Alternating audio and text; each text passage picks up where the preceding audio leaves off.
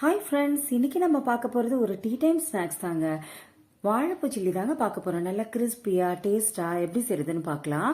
அதுக்கு வாழைப்பூவை பாருங்கள், அந்த பிளாஸ்டிக் மாதிரி இருக்கும். அப்புறம் நடுப்புறம் நரம்பு இருக்கும். எல்லாமே எடுத்து நல்லா க்ளீன் பண்ணி வச்சுக்கோங்க. இதை போல் க்ளீன் பண்ணிவிட்டு ஒரு பவுலில் 4 ஸ்பூன் கார்ன்ஃப்ளவர் மாவு சேர்த்துக்கோங்க. இது கூடவே 3 ஸ்பூன் கடலை மாவு, 2 ஸ்பூன் அரிசி மாவு, 1 ஸ்பூன் மிளகாய் தூள், 1/2 ஸ்பூன் கரம் மசாலா, 1 ஸ்பூன் இஞ்சி பூண்டு விழுது, 1 ஸ்பூன் உப்பு எல்லாமே சேர்த்து நல்லா கலந்து விடுங்க. பாருங்க, இதை போல கலந்துட்டு கொஞ்சமா ஃபுட் கலர் சேர்த்துக்கோங்க. அதுவும் நல்லா கலந்துட்டு கொஞ்சம் கொஞ்சமா தண்ணி சேர்த்து நல்லா கலந்துக்கோங்க. பாருங்க, இதை போல கலந்து விட்டுட்டு மாவோட அளவுகள் இந்த மாதிரி இருக்கணுங்க.